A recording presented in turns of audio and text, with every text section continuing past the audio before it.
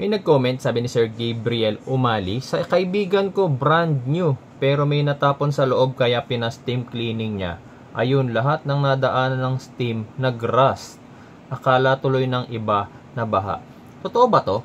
Actually kasi guys, ito nag-comment si Sir Gabriel Umali do sa video natin nung nakaraan nung meron tayong chinek na sedan. Ayan yung video na yan, panoorin nyo. Di ba nabaha to, idol? Hindi naman. Bakit ang tayong kinakalawang? Gaya nito. Yan pa, oh. Pati dito, idol, kinakalawang. Yan, kalawang, di ba? Ito ang upuan mo.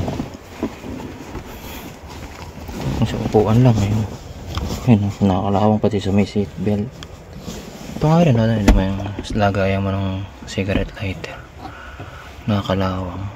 Hindi to binaha? Hindi. So makikita nyo dyan, pinakita ko grabe yung kalawang ng sasakyan. Sa railings, ultimo yung cigarette lighter socket niya na napakataas ng level, kinakalawang. Yung upuan, kapag ka yung upuan nyo, iurong nyo ng konti yung foam nun, makikita nyo yung bakal sa gilid, kinakalawang. Ayan, tsaka kung papansinin nyo doon sa mismong video, doon sa mismong railings, yung kalawang kasi parang hindi siya ordinaryong stain lang na pag pinunasan mo matatanggal. Hindi kasi yung kalawang kasi doon, ultimo doon sa mga bolt, sa mga nuts, sa mga tornilyo, halos maupod talagang yung kalawang niya, nadudurog na yung metal. Parang ganun kasi yung itsura diyan sa video ko, di ba? Kaya ako nasabing nabaha.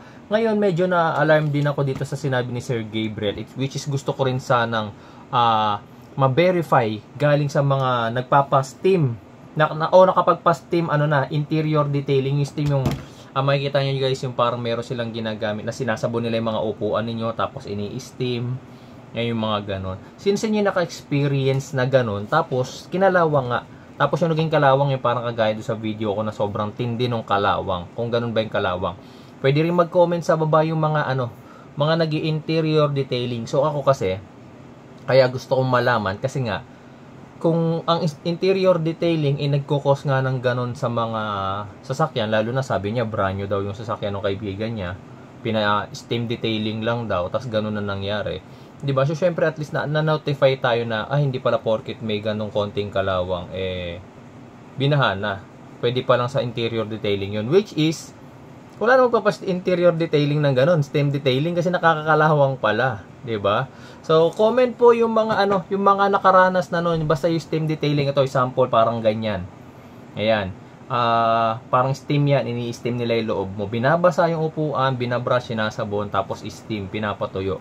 Yung iba kasi ginagawa diyan, binabaklas pa yung upuan ninyo Binabaklas pati yung carpet ninyo, binabaklas. Ganun yung ginagawa na iba, pero sila nakakapit na din yung upuan nyo, tapos ginaganon lang, ini-steam lang nila. Comment yung mga nakapagpa-detailing na ng ganyan.